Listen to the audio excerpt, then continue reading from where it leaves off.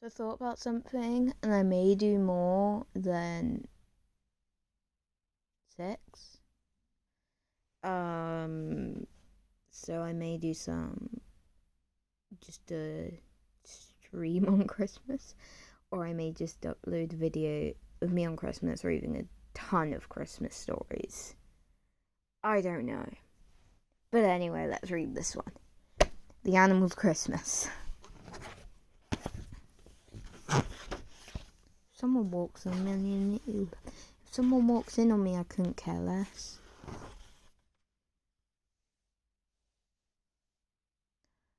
High on a hill stood the ruined abbey church. At the foot of the hill was an elegant village church. Halfway up the hill was Hawthorne Farm, where Sam lived with his mum and dad and 2 sisters, Jane and Lucy.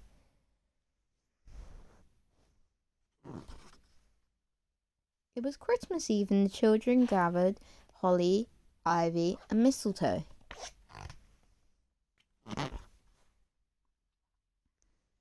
Sam and his dad went into the woods behind the farm and chopped down an enormous Christmas tree.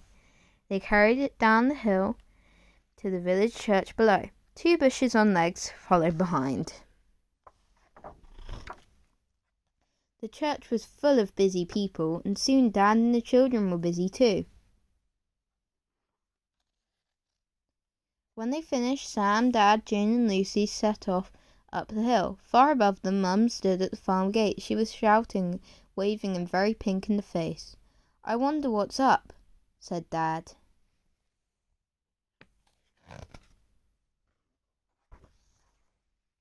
"Oh, oh," cried Mum.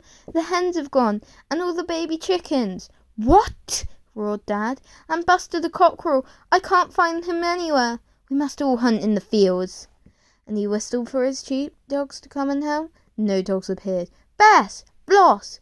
Dad yelled in a fury, but the dogs were nowhere to be found. Sam looked into the cow byre.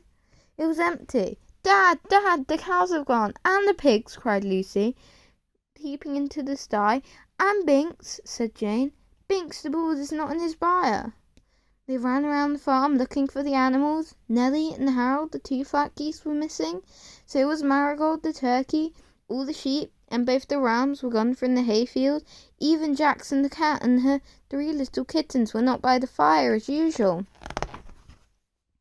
"Call the police!" bellowed Dad, and he tore at his hair. Mum rushed to the telephone. By the time the policeman came panting up the hill, it was snowing very hard. He helped the family hunt through the fields, but it was getting darker and darker and colder, and there was no sign of the animals. Down the hill, through the dark night and swirling snow, the windows of the village church glowed with candlelight. The bells began to ring, calling everyone to church to celebrate Christmas. "Now then," said Mum, "we are all going to church." "No, we are not," shouted Dad. "We must keep looking for the animals." "You are coming to church with the rest of us," said Mum in a quiet, determined voice. "I'll come too," said the policeman, and he and Mum marched Dad and the children down through the thick snow to the little path which led to the church. When they had arrived, the service had already begun. The candles shone brightly, and everybody sang, "Hark the herald angels sing, glory to the newborn King." Soon Dad was enjoying himself so much that he stopped fretting about the animals and sang "Peace on earth and mercy mild, God and sinners reconciled."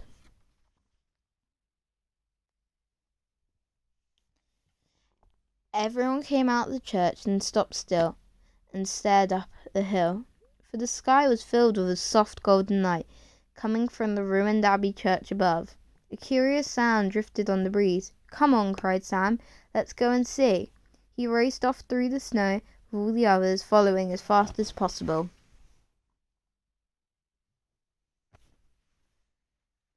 As they climbed nearer the abbey, the sound became louder and louder. It was a strange sort of singing, and when Sam peeped through the old broken doorway, he saw the strange singers, for they were all animals, singing with the angels.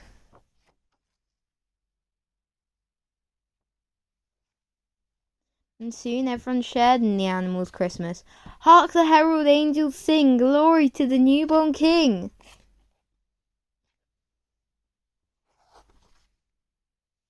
hope you liked that one.